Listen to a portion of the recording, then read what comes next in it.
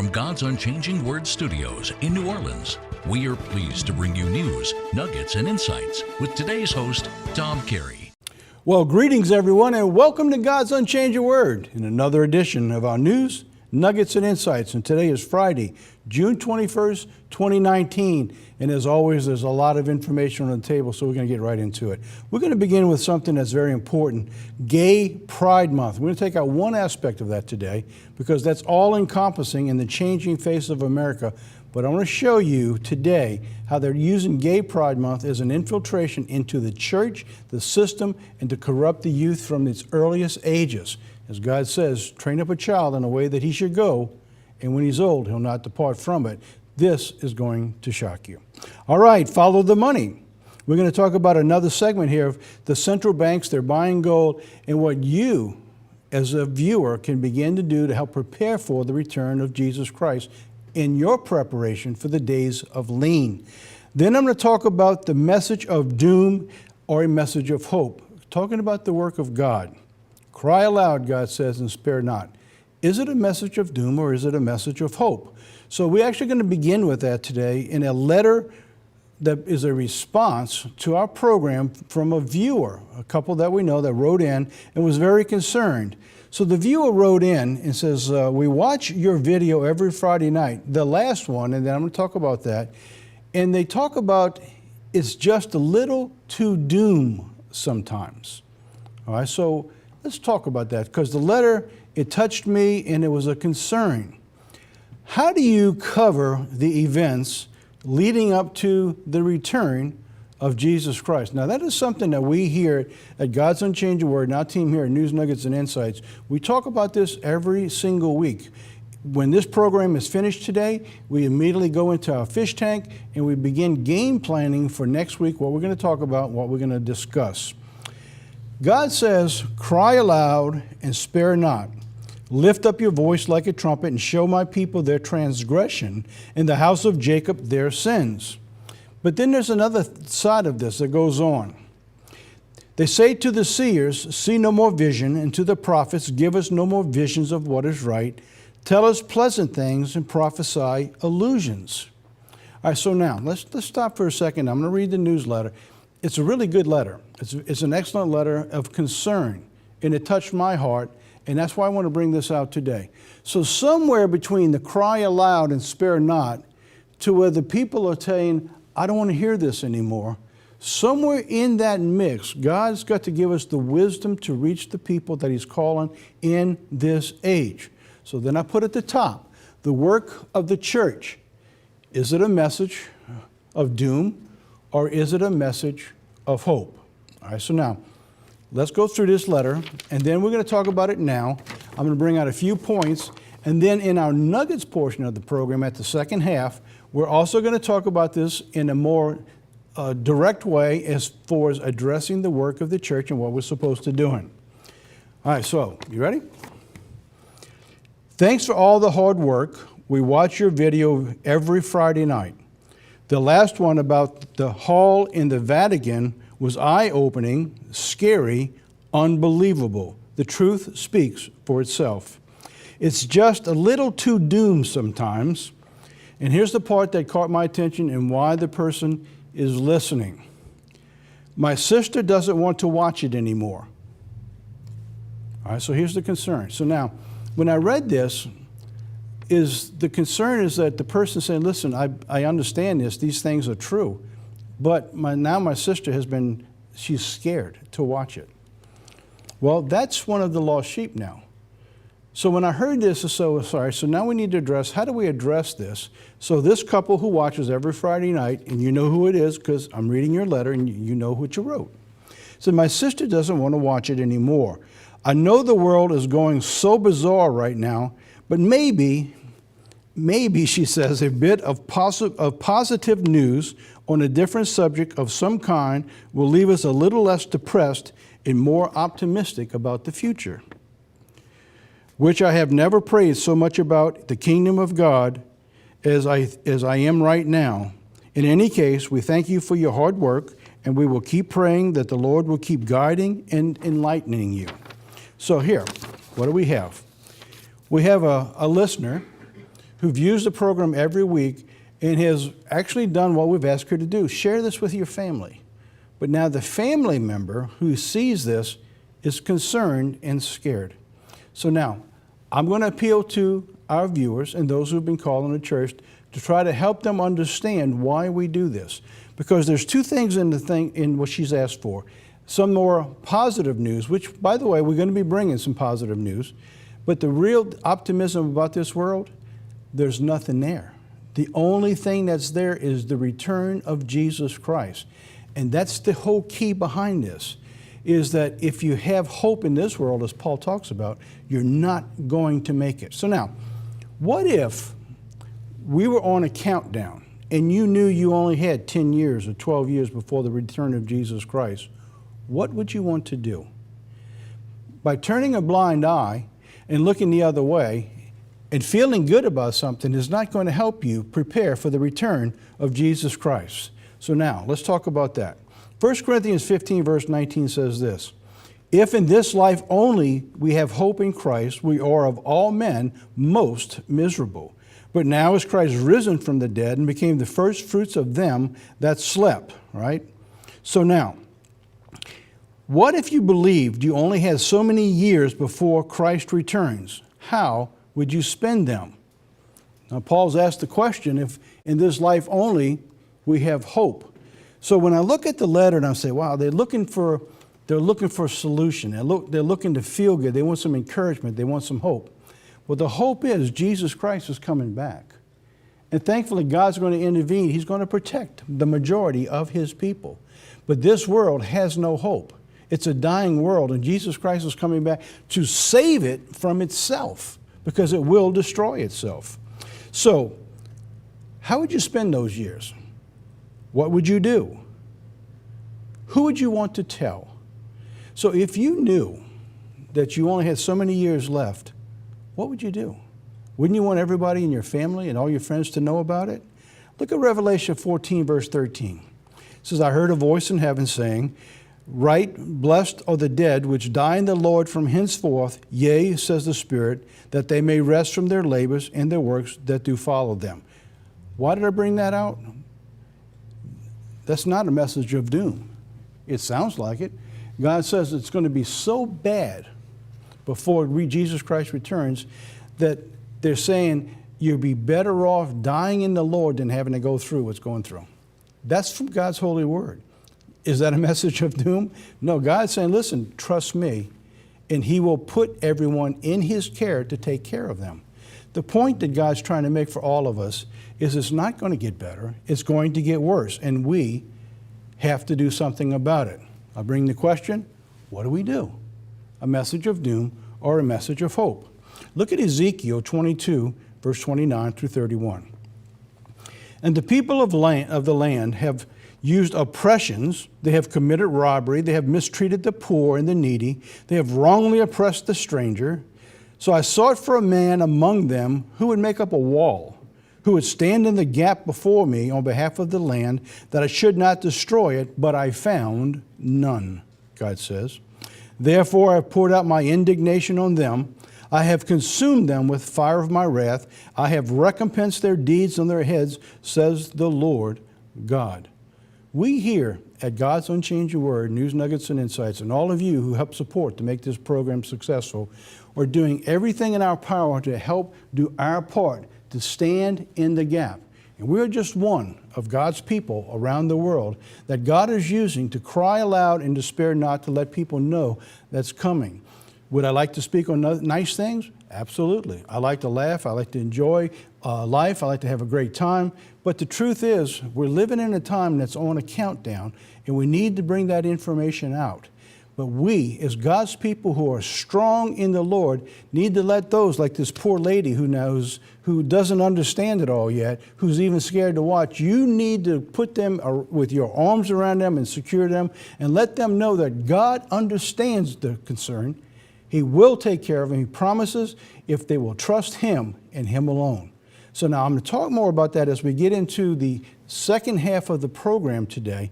But the point is this: this world is not going to get better. if we don't focus on it, it doesn't change that it's getting better. It only takes the responsibility that God has given us, and He will give it to someone else. All right, so now let's move on. We'll come back to that toward the second half of our program. Back in February, now this is one of our focuses here, we began talking about seeing is believing. All right, so seeing is believing. We talked about deep fake video. So now I want to bring out something to you today to show you how they're advancing the deep fake videos upon what God's talking about. So now, what I put up here February the 8th, if you go to the website, go to God's Unchanging Word, GUCW.org, and you can go to that website and you can drop down one of the boxes where it shows you all the archives of every news nuggets and insights that we've produced. Now there's well over 100 of them on that website. Go to February 8th, and what you can see is the background for Seeing is Believing, talking about the deep fake videos, which gives you a background of what we talk about today. All right, so now, I told you all that to show you what we're talking about now. The next step in videos that brings to life lifeless objects as if they were real. This is going to absolutely amaze you. The video is a little longer than when you use it. It's about 5 minutes, but so let me give you the setup. Russian researchers have used AI, artificial intelligence now, to bring the Mona Lisa to life, and it freaked everyone out. See the video here, and that's what the headline reads. So now, what were they looking at? The clip offers a surreal preview of how technology can be used to make fake videos. The video is one of several released this week by researchers of Samsung's Artificial Intelligence Center and the Sokolov Institute of Science and Technology, both located in Moscow. So now the video gives you the background, the setup, and it will bring you toward the end where the Mona Lisa video is there. All right, so let's play that and I'll be right back. We present a system that can learn realistic talking head models. Notably, learning of a new head model requires just a handful of images. In this example, the model was learned from 8 frames. Once a talking head model was learned, it can be driven by the positions of the face landmarks. In this case, we extract landmarks by running an off-the-shelf face landmark tracker on a different video of the same person. Effectively, the learned model serves as a realistic avatar of a person. Our talking head models work well, even for new view angles, not present in the training examples as shown here. Our system can learn from different numbers of frames. One-shot learning from a single frame is possible.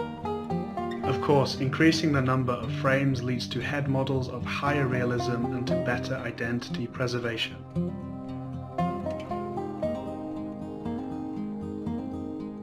Our approach uses a meta-learning stage, which is performed on a huge dataset of videos.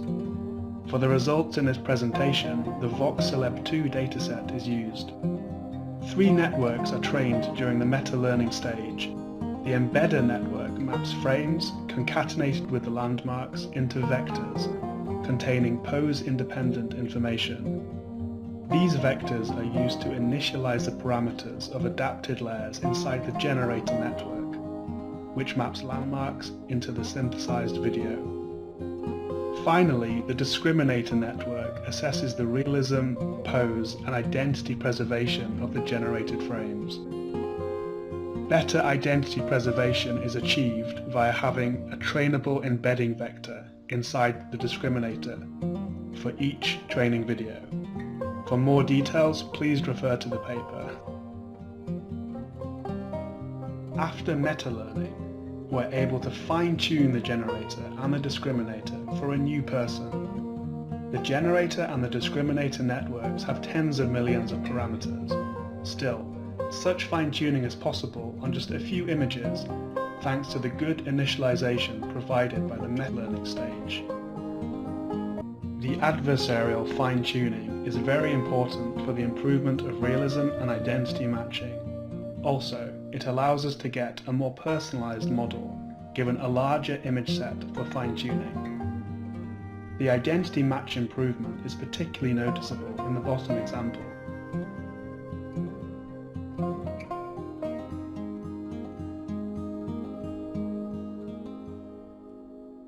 Here we show more results for holdout identities on the VoxCeleb2 dataset that were unseen by the system at the meta-learning stage. These talking head models were obtained using 8 frames, although in some cases there was limited diversity between the head pose in those 8 frames. We also show how the system generalizes to selfie photographs, which are quite different from YouTube video frames in the VoxCeleb2 dataset.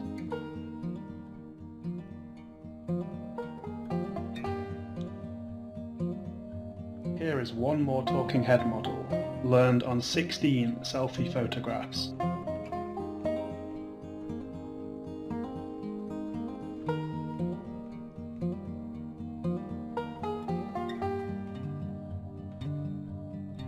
We can push the generalization even further, applying the system to famous photographs. In each case, we automatically find people in the VoxCeleb2 dataset with landmarks suitable for the animation of a particular portrait.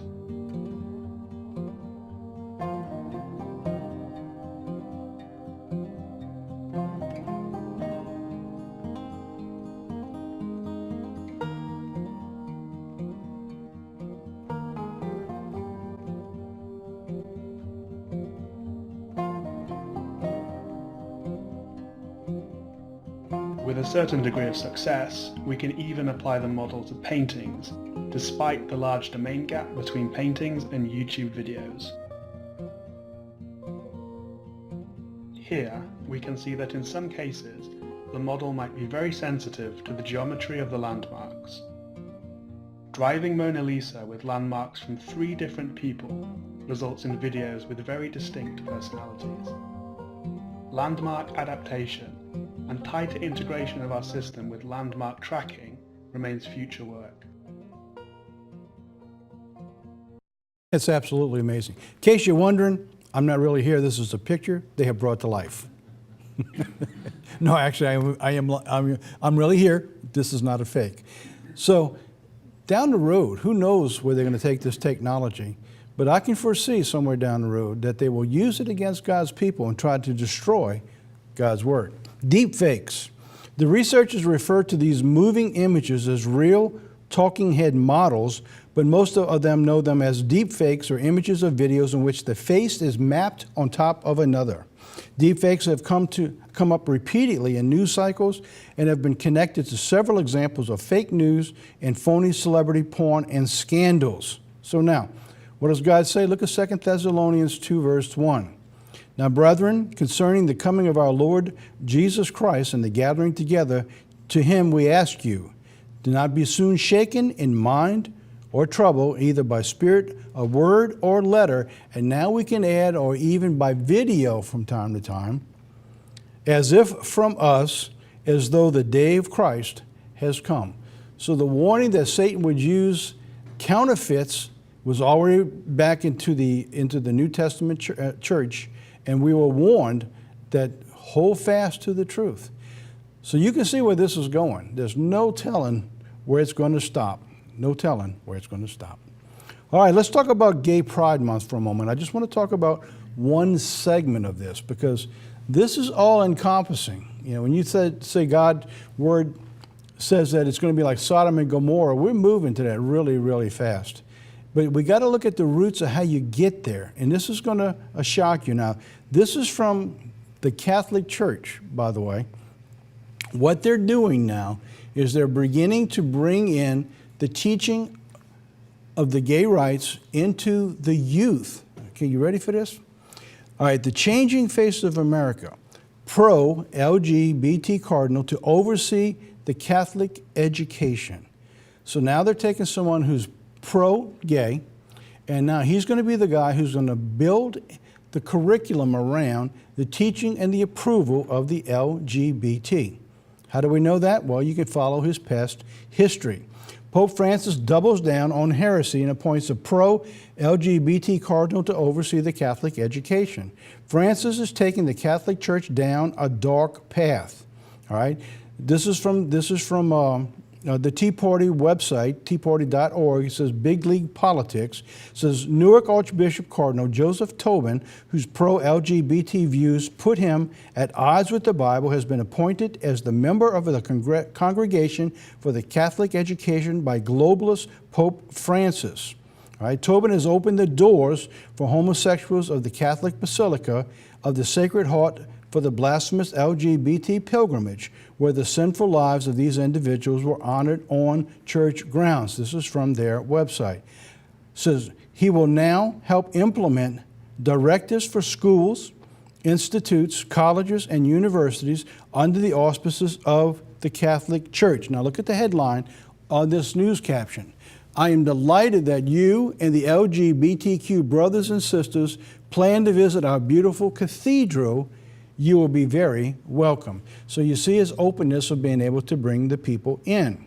All right, so now, in that same city, Newark's Gay Pride, for the Gay Pride Month, says Tobin has also authorized the second annual Pride Mass in support of the LGBTQ brothers and sisters at Our Lady of Grace in Hoboken Church, scheduled to take place on June 30th of this month. The attendees will be encouraged to attend a Pride March alongside with scantily clad men in their leather bondage attire for the Mass when the Mass concludes. So now that shows you where he's coming from, where his instincts lie, where his heart is, and that's what he's going to be bringing into teaching the youth. You know, God warns us, you raise up a child in the way he should go, and when he's old, he'll not depart from that. And the Catholic Church has always said, you give us a child till they're 4, I think 4, might have been 5, he says, and he'll be Catholic for life. So now, if they're doing this and they're teaching this now, they will teach that. That is the mindset, that they will be that way for life, for life. So I wanted to bring that out to you. All right, let's get to the next segment. Let's get to follow the money. All right, the central bank purchases. This is what we brought about last week, how the central banks were ditching the dollar for the gold. So we ended up with a question like, what are we supposed to do in the preparation as we go forward? We use this headline. In gold we trust, waning confidence in the U.S. sends the world's central banks on a buying spree. In gold we trust was the headline instead of in God we trust. That was last week. I said we'll examine the verse with today's understanding compared to insight from decades ago. The verse we're talking about is found in Ezekiel 7. And the church has used this for as long as I've been in the church, by the way. It's 1971. I've heard them talk about this verse in the same way. And this is what the verse actually says. They shall cast their silver in the streets, and their gold shall be removed. Now, what I've remembered, for some reason, all the church talks about, they'll be casting their gold into the streets. Well, it's the same principle. That's not what the Bible says, though, but there's a specific reason the Bible puts it this way. All right, so now it says they shall cast their silver in the streets, their gold shall be removed. So what we're looking at now is the continual removing of the gold by the central banks in the countries like China and Russia and countries around the world. They're scooping up as much gold as they possibly can. The central banks who control the monetary systems of so many countries now, they're ditching the dollar, which is the standard right now. They're ditching the dollar and they're buying gold. They all know that the United States is on a path for destruction. They all know that there's no way we can maintain the economy with the debt that we're riding to right now. So very quickly, very quietly, they're all moving in the same direction. And nobody's being told about this. That's why we're bringing this portion out. So now let's go back into this verse now, because when you see this, what about you and I? What do we do when we see these things happening? He goes on to say this. Their silver and their gold shall not be able to deliver them in the day of the wrath of the Lord. They shall not satisfy their souls, neither shall they fill their bowels, because it is the stumbling block of their iniquity. So now, the church has always taught that don't worry about buying gold or silver because it's going to be worthless. You have to put your trust in God. Well, that's only partly true. All right? It's only partly true. The part here is, if you're putting your faith in the gold and silver, it's not going to save you. But does that mean that we don't store? All right, is that what God's saying? So I began by asking these questions. Does this mean we shouldn't prepare? If so, does it mean I have a lack of faith if I do prepare? If I prepare, what should I be doing? All right, these are questions I asked last week. All right, should I invest in silver and gold, or does this verse tell me no because it's going to be worthless? What about food? What about water? What about the necessities of life? In other words, what are we supposed to be doing when these things come? If we are on the countdown, that's going to be a theme I'm going to be using now for a while. What if we are on a countdown to the return of Jesus Christ? What if God has determined that we have so much time? We never know the day or the hour, but we know the season, and we know the season by what we're involved with, what we're watching today. Hence the letter, is that we have to cover these events, not as a point of doom, but as a point to keep everyone focused that where we're going. And God says when you see these things happen, lift your head high because you know that salvation is getting near, all right? So that's what we're doing here. So now let's take a look at this, all right? In the past, the church taught that it won't do you any good to save these items because they're going to become worthless. The only thing that is going to save you is Jesus Christ. Now that is true. But I don't find anywhere in the Bible where God says you don't do anything. In fact, at the very end time, just before the return of Jesus Christ, the parable of the virgins who's waiting for Jesus to come, some of them didn't prepare. And so they didn't have enough oil before Christ came, remember? That means they were preparing, right? They were all preparing. So here, while this is 100% true, it doesn't mean we shouldn't do anything to prepare. So now, if we're to prepare, how do we go about doing that? Where do we start? So that's what I want to talk about a little bit today. I'm going to build into this, and this is the subject matter that we need to talk about in the weeks and the months, and probably in the years ahead as we wait for the return of Jesus Christ. All right, waiting for the return of Jesus Christ and the preparation. All right, so let's talk about that. So now, here's my point. This is where we're going to. We want to get to the return of Jesus Christ. Our problem is no one knows the day or the hour, according to Matthew 24, verse 36. Even Jesus says, I don't even know the day or the hour. He says, my Father alone knows. He has reserved it unto himself. So now, here's the point. Somehow we have to get from today to here. All right? You with me? All right, that's pretty simple, right? So now, we are told, though, that we would know the season by the fig tree. And then he goes through and says, you know summer's near because you start seeing the green leaves coming out, the green stems showing up. Well, we know what's happening here because in Matthew 24, he says, this is going to happen, this is going to happen, this is going to happen. And when you get to those stages, we know that we're in those stages right now. So now we're in the period of what we understand to be the time of the fig tree. All right, so in the meantime, we have to go from the beginning of Revelation 1, where John says he's in the day of the Lord, all the way through past the time of Jacob's trouble in the 3.5 years. One of the misunderstandings that people in the church has is they believe that the day of the Lord encompasses just the 3.5 years. It doesn't. It encompasses all the events that lead up to the return of Jesus Christ, from the time that God counts. He begins his countdown, like with John. He says, I am in the day of the Lord. What's the first thing he does? The first thing he does with John is he tells them, go warn the churches. And he sends the angels out to each one of the churches. That's what we're trying to do right now, is that if God has put us in the day of the Lord, and it is quite possible, in 2017, when we saw that heavenly signs of Revelation 12 in place, is it possible from that time till today that the day of the Lord began? It's considering that it's a possibility. We don't know. So now what else do we see?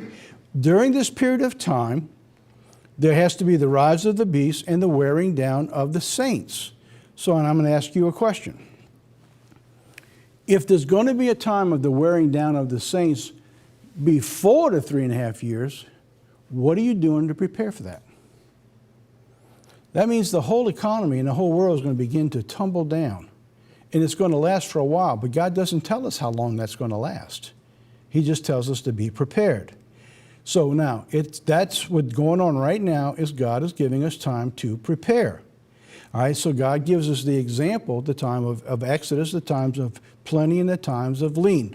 We're going to talk a lot more about this. What I'm giving you today is to show you that in God's holy word, not only are we supposed to be, we are required to prepare for the return of Jesus Christ. All right, so now let's go on. Let's go back now to the gold purchase and the silver and the gold. I'm bringing it all back up again. I'm talking about the stumbling block of their iniquity. The gold in the streets, all right, this is what we brought up last week. Is this a warning right now that the banking systems are gathering up all the gold? We're going to see one of the signs is going to be God says they're going to remove the gold.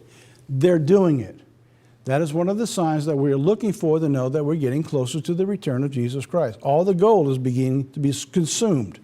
So now I want to bring you something. All right, now what I want to do now, I want to show you a chart. I'm going to take you where we want to go in preparing. Now I'm talking about silver. I'm not talking about gold. I'm talking about silver because most of our people don't have enough money to really buy a lot of gold. I mean, you're talking about $1,300 an ounce. I mean, how much you going to buy, really? But silver is at a reasonable price. You can still get it. And this is something that you can start doing. You can start doing it right now. But I got to put a disclaimer out. Here's my disclaimer. I'm not an investment counselor. These are my personal thoughts in relationship to prophetic insight for the future. All right? You with me? In other words, I can show you and teach you a lot about investment and talking about different stocks and what to look for because they have guided me and been able to make a lot of decisions about what happens with the events. Follow the money. But these are just personal. These are personal feelings. Take them for what they're worth. You don't agree with it, that's fine. Just throw them out the window. But if you listen to what I'm telling you, you're going to be better off down the road, right? All right, so I'm going to go through a chart. I'm going to walk you through this step by step and show you how you can make a difference in preparation for your life down the road. All right, so let's go through this. Back in April of 2011, silver hit a high of $55.21. That followed a peak up and down following the collapse of 2007 and 8 in the economy, and it just ran, right? So then it began leveling off again, down. Last year, in November 2018, it averaged $14.32, right? See the drop? So look over here in the 2000, how low we are, and look how it went up and it was down. That's a pattern that's going to happen with the economy in the world when things get really out of whack. We know in Luke 21, verse 25, it says, with perplexity, in other words, the world's going to be at a point of no return. When that happens, you're going to see gold again fly. But you're going to say, well, they're going to be throwing gold in the streets. But follow what I'm saying here, and you're going to show you how you can make a difference before they throw the silver in the streets. All right? So now, today, in June 2019, the average price has been $14.74. Just last week, when Iran put holes and blew up those tankers and the Middle East is starting to heat up again, silver went back over $15 an ounce briefly and began to drop back down again. It got pretty close to $13 an ounce not too long ago, but into the $13 range, not $13, into the $13 range. But then it went back up. So it's been averaging in the $14 range. So now, you with me? So now, let's go take a look at this. In February of 2008, it was at $24.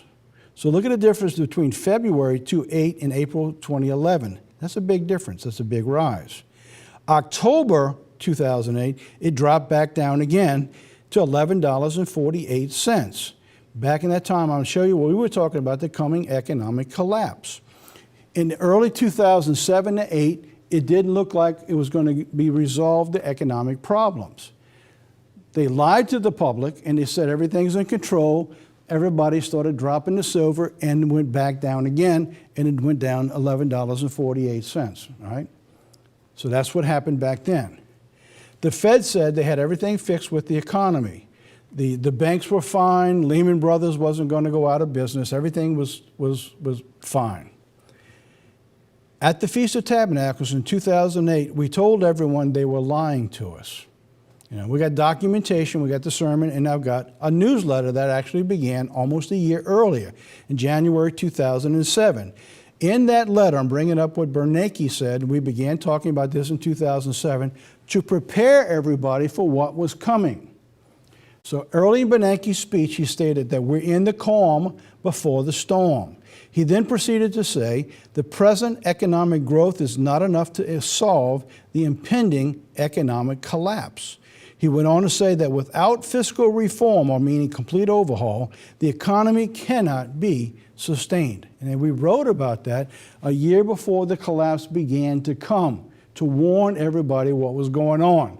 We're on the record, it is documented. So now, what do we see? What are we seeing here? Today, with an average of $15 an ounce, it could easily go up to 4 times or more. In other words, that $55 range is going to be taken out, and that's not going to be high in the near future. It's going to go much higher than that. So here's the point, that if you now start trying to save a little silver, and I would just get into silver bullion, the silver dollars, all right, or just silver coins, not the bulk silver, something that has some tangible, and start putting those away little by little, they are eventually going to increase in value, while if you have cash, it's going to continue to decrease in value. Now try to imagine this. Maybe you say, well, I can only do so much. Whatever you can do, it's going to increase so many fold. It could be 4-fold like this. It could be 10-fold. Who knows where it's going to go? At some point in time, before the massive collapse takes place, suppose you haven't been able to get your home paid for yet, or you still owe a note on a car that they might seize if you lose your job. Suppose you're able to take that little bit of savings that you've been, multiply it 4 to 10 times, unload it then, and pay off your debt and begin to secure yourself for the future. Is that worth striving for? Yes, and that's something you could do right now. So everybody should have some kind of cash. Everybody should be putting away and paying off their debt. And so I'm showing you here just one way. This is just one way that you're not putting your faith in what God says, in your money. You're putting your faith knowing that Jesus Christ is going to come back, knowing what's going to happen to the rest of the world, and you're preparing for a way. Now let's look at one more thing. Let's suppose you're blessed enough to be able to buy when everybody else has to sell. The people during the crash in the 20s, those people who had the money, they began to buy up everything that was falling apart. People had to unload stuff. It happened again in the 80s. It happened again in the 2000s, 2005. People start dumping because they can't pay for stuff. Suppose God provides you a place of safety. Your own piece of land, so to speak. I'm not talking about a place of safety that's going to be expanded, but I'm talking about a place where you can grow food, and you can have water, and you can have protection for your family. In other words, you want to be prepared to be able to buy when everyone else has to sell. That is the principle that God gave us in the Old Testament that he put in Joseph's hands. And we're going to talk about that, the years of lean and the years of plenty, because the whole world had to sell. And who did they come to? They came to Joseph. I'm just telling you, this is just one method. And I'm going to talk to you about a lot more. So bear with them, weigh them out, count the cost, and be ready like God says. So that's something you can do, and I would begin doing it right now before things get crazy and out of whack. Out of whack. All right, so Ralph, there. That's my story, and I'm sticking to it. All right, here we go. Biblical nuggets. Message of doom or hope. We'll talk about that again when we come back from our little video here called Identity Restored. And I'll be right back.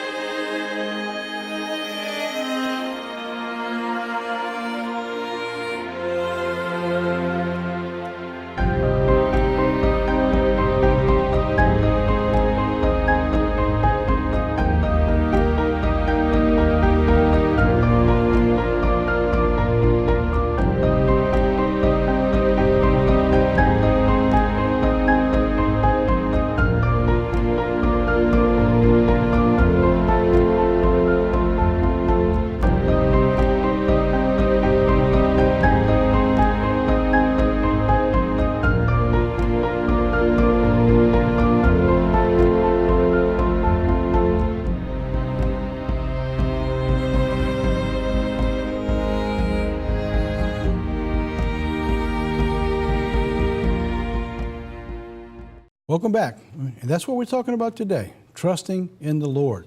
I know it's a lot of stuff I'm sharing with you, but believe me, everything here, take it in the Bible and begin to work on that, because everything I'm sharing with you today are biblically based principles of God that will bless you and your family.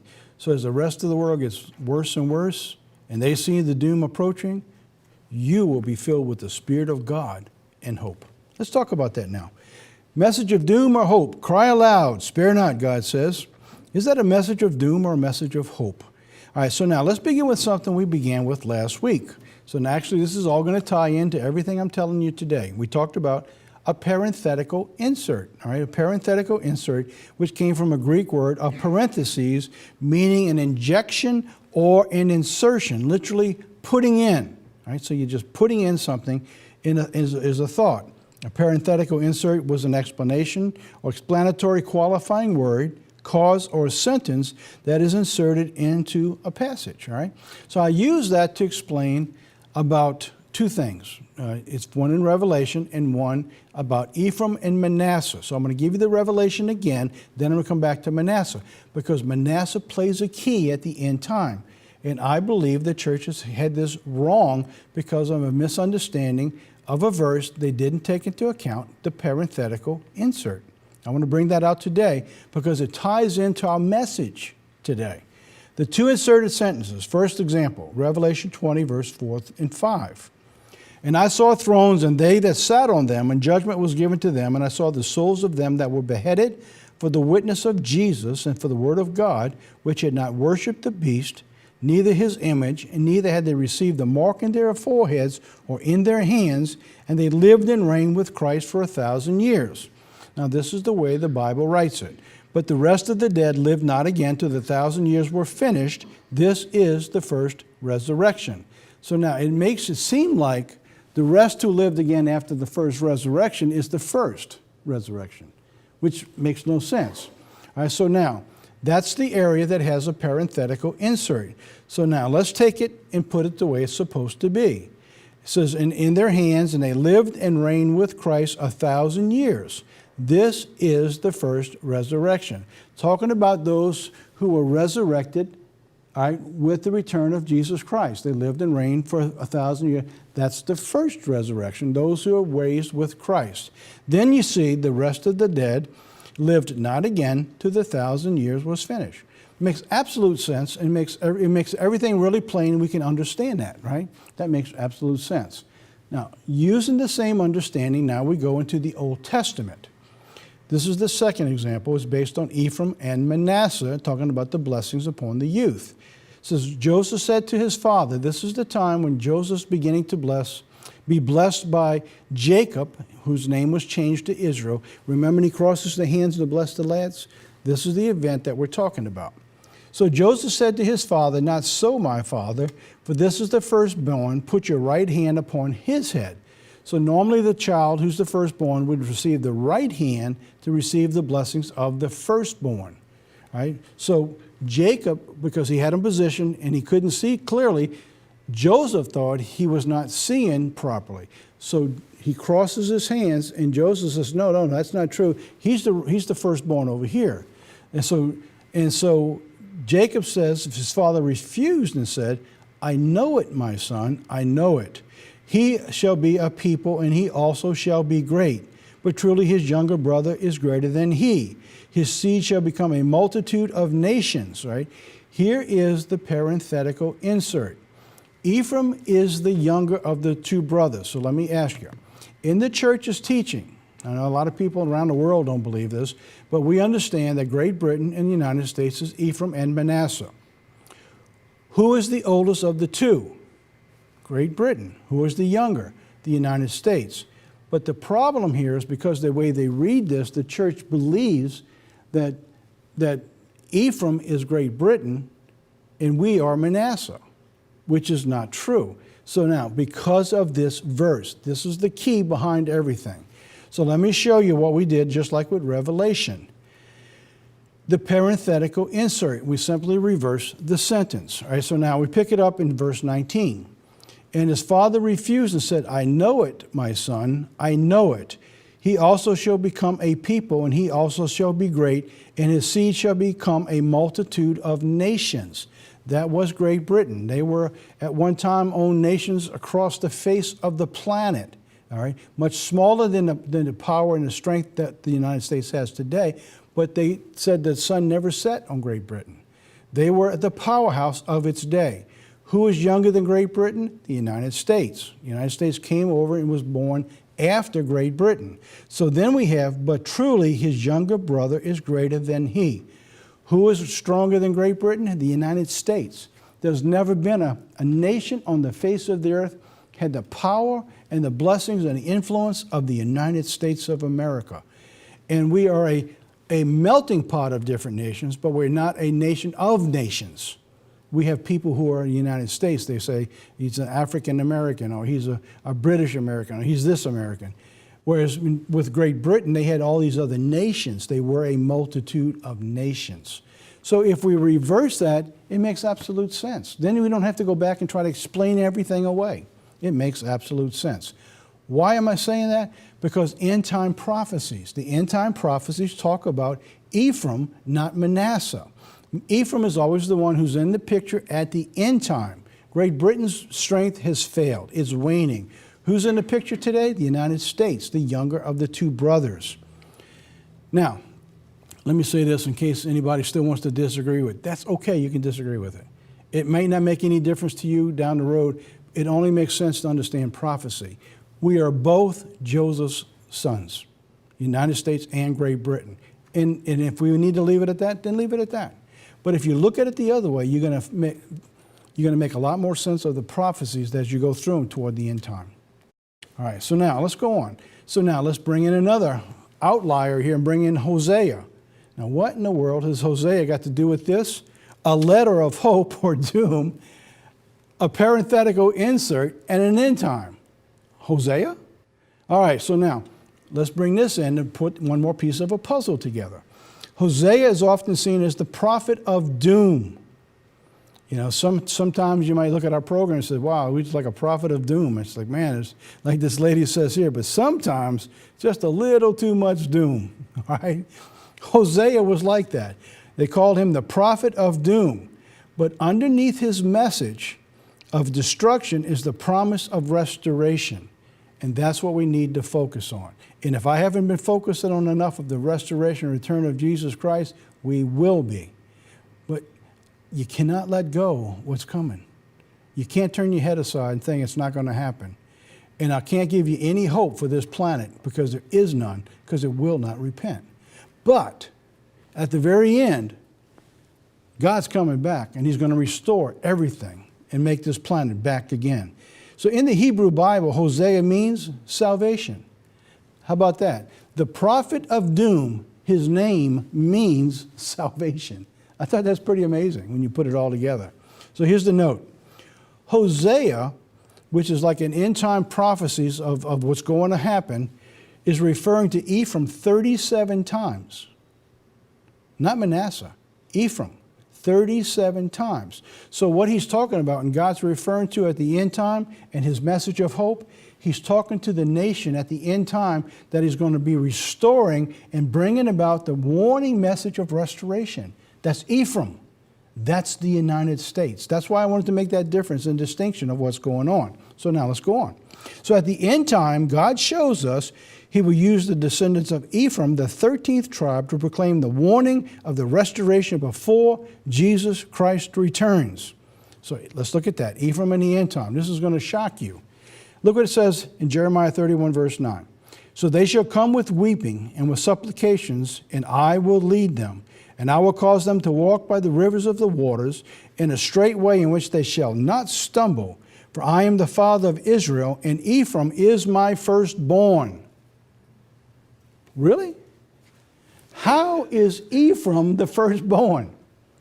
He's the younger brother of Joseph. Even Benjamin is younger, a little bit younger than him, but he is the 13th tribe. When they split the tribes, and Joseph's tribe was split into two, Ephraim became the 13th tribe. Ever wonder why the flag has 13 stars and 13 stripes? Ever wonder why it's bad luck to have 13? It's not, because that's a counterfeit. God has a blessing on the 13th. God says Ephraim is the firstborn. What does he mean by that? That's spiritual. So Hosea, with all this doom, has the message of hope, talks about Ephraim. God says Ephraim's the firstborn. What does the Bible say? Look at the parable of the vineyard. I'm just going to take one verse out of this. This is in Matthew 20, verses 1 through 16. Go back and read it. It says, the last shall be first, and the first shall be last, for many will be called, but few are chosen. So here we have the 13th tribe, the last tribe. God's going to use at the end time Ephraim, Jacob's son, whose name now is Israel, puts it on those two kids. They shall be the last shall be first, part of the first resurrection, that many of those will be alive at the return of Jesus Christ. That's hope. From the hope is through the doom of what's being taught and what's going on happen that you and I are going to have to live through to give hope to the rest of the world. That is an amazing story of hope. So now, why did I cover this newsletter? You say you watch this program every Friday. I want you to do something for me. Go get your sister and turn this around and give her a message of hope, because she is the lost sheep. Go grab her one more time and give her the message of hope and tell her we're on her side and Jesus Christ loves her as much as he loves anybody, and he will take care of her and provide for her till the return of Jesus Christ. God says, when you see all these things happen, he says, lift up your head high. Luke 21 through 25 through 28 says, and there will be signs in the sun and in the moon and in the stars and in the earth, distress of the nations with perplexity, and the sea and the waves roaring. Men's hearts will be failing for the fear and the expectation of those things that are coming on the earth, for the powers of the heaven will be shaken. They will see the Son of Man coming in a cloud with great power and great glory. Now, when you see these things begin to happen, look up. Lift up your heads, because your redemption draws near. When we see all these things, it's not a message of doom. It's only doom to this world that's coming. And God says he is coming back and he's going to restore all things. And you can be a part of that restoration. All right, so now I was going to bring this in, but it's going to run a little too long, so I'm going to go right past this. I'm going to come back to it next week because I can't skip it. I used it in the sermon of the 2 C's. I will use this to come into next week. This is talking about the preparation time that God's given us, laying it out in detail, step by step, of a possibility of a scenario that we're going to look at for the future. So that's fast enough. I'm going to come back to it next week. So you got to tune in next week to see that. All right, so that's it. That's it for our program today. So now let's see from the home office. We have a sermon that's being going out this week, a sermon because What is Grace by Bobby Weber. And we're also going to mail out the May 31st edition of News Nuggets and Insights. Was our D-Day special. We received a lot of information from people, how much they really enjoyed that special. So we want everybody to get that special so you can share it with your friends and family. All right, so I think that was it. Yeah, there you have it. That's it for our program today. So now, as always, we like to end our sermon with a little upbeat video. So while we're watching our pooches enjoy their summer, going back and forth, don't forget, watch out for the sharks. So where's the sharks? There comes the sharks. We got a lot of sharks in our lifetime, too. Take a look at the video Decisions, and I'll be right back.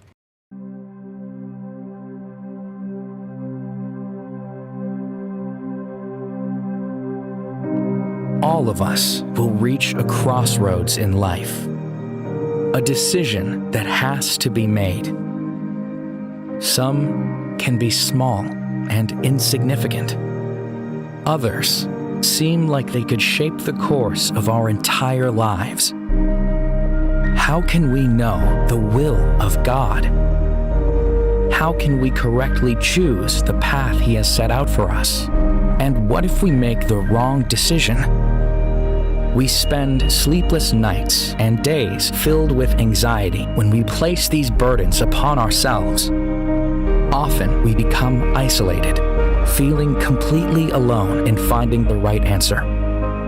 Sometimes we're tempted to rush into a decision.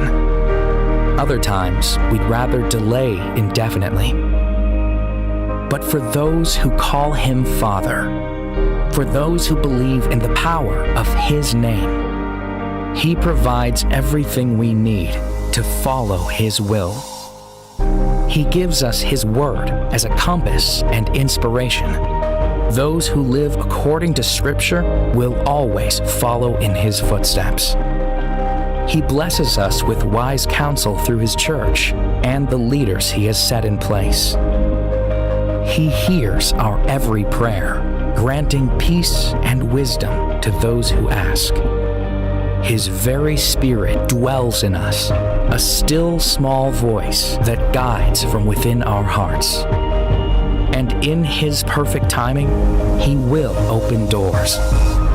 He will clear the way forward. And no matter the path you choose, you are never alone. He will walk beside you and enfold you with His love, from now until the end of eternity. So trust in the Lord with all your heart. Lean not on your own understanding. In all your ways acknowledge Him, and He will make your paths straight.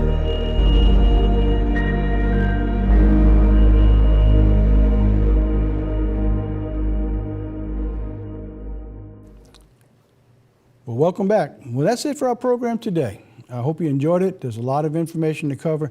As you can see, we're getting wrapped up into some serious matter that's coming ahead, but we're going to give you messages of hope. We're going to be talking a lot about that, and we're going to have more presenters going to be joining me in the next few weeks and the next couple of months, and their messages will be messages of hope also. But we cannot, as God's unchanging word, neglect the responsibility given to us to cry aloud and spare not. From all of us here at God's Unchanging Word, thanks again for watching. And remember to share this with all your friends. They're going to love you for it. Or not. Till next week, God be with you.